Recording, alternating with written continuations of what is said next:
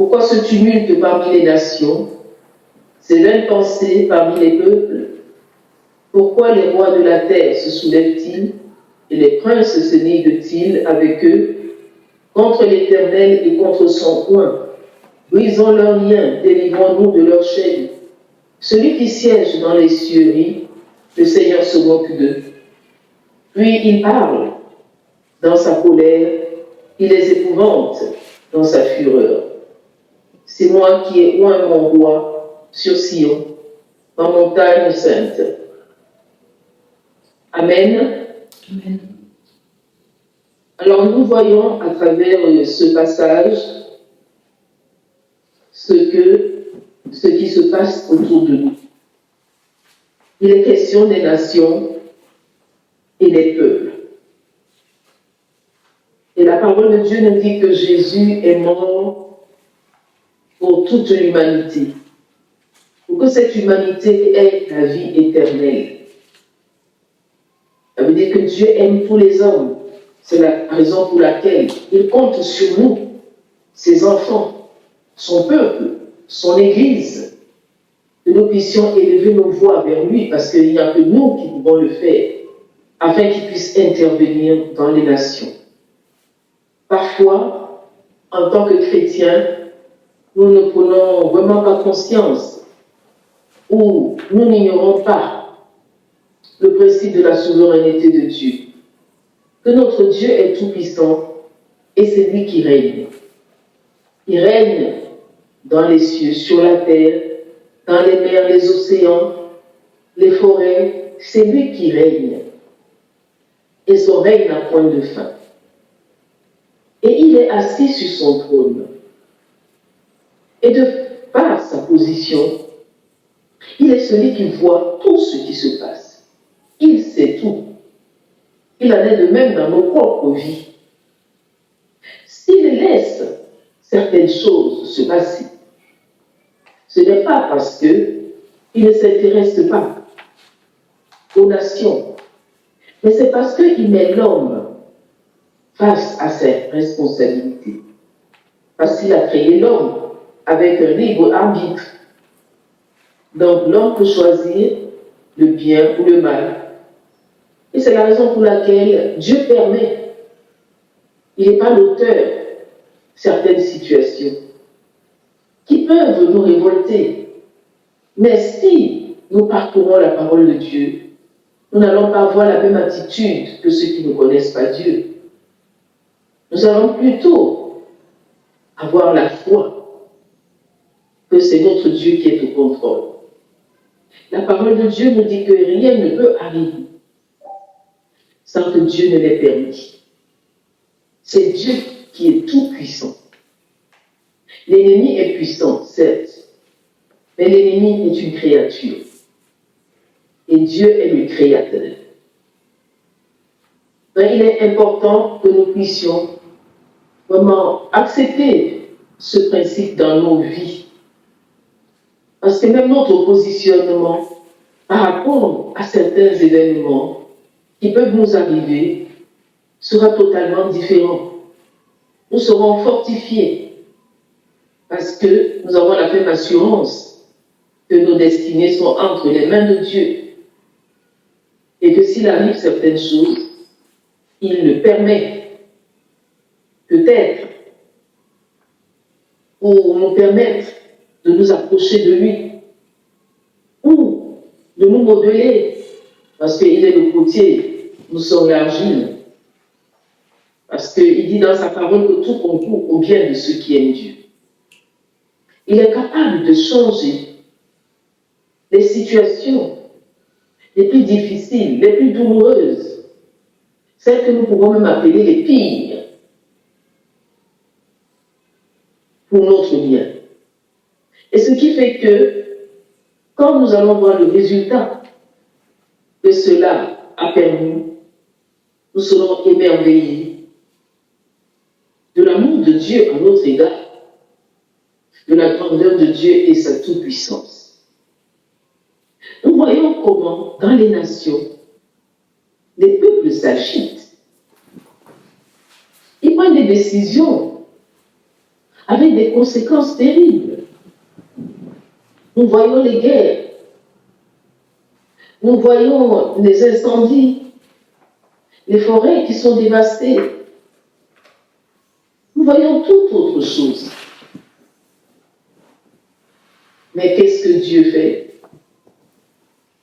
La parole de Dieu nous dit qu'il est assis sur son trône et il se moque d'eux. Parce que les hommes veulent faire croire qu'ils contrôlent tout. Ils dominent sur tout. Ça, c'est un mensonge de l'ennemi. Le seul qui dirige tout, c'est le Créateur. C'est Dieu. Celui qui tient le monde entre ses mains. Et celui qui décide de toutes choses dans le ciel et sur la terre. Donc nous pouvons être rassurés. Garder le calme. Maintenir notre position de foi. Continuer à espérer en Dieu.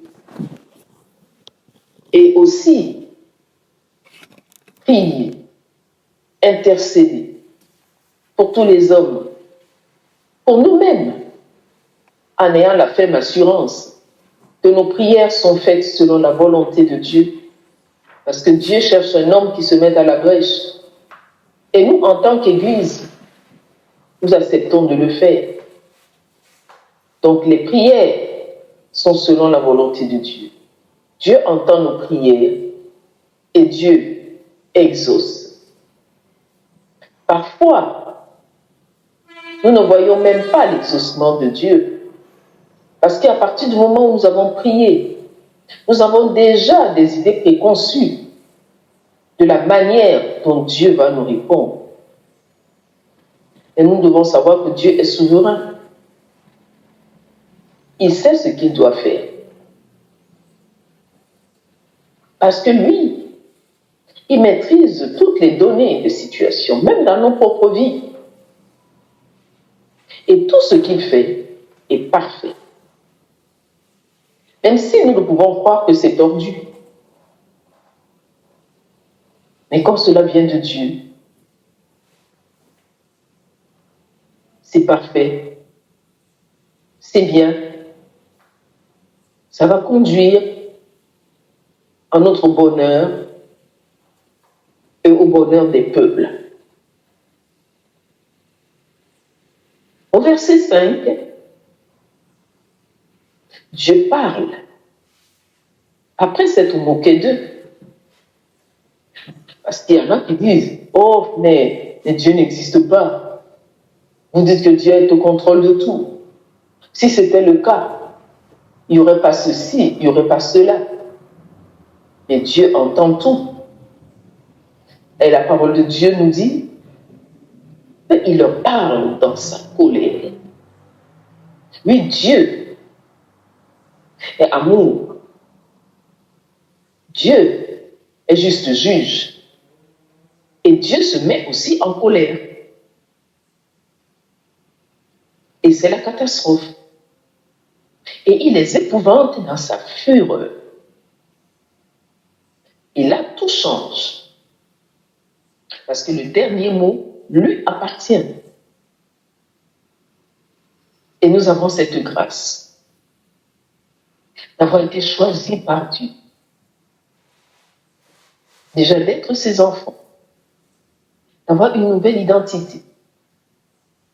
D'avoir la grâce de pouvoir nous approcher de lui. Parce que le voile est tombé. De lui adresser des prières au nom de Jésus-Christ.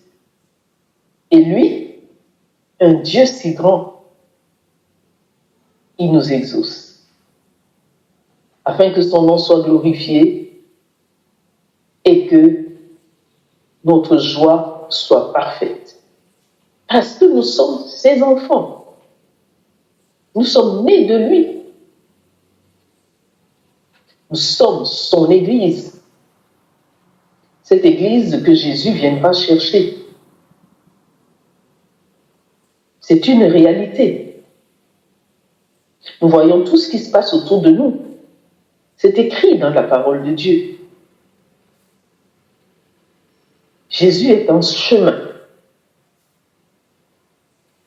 Donc nous devons aussi nous hâter,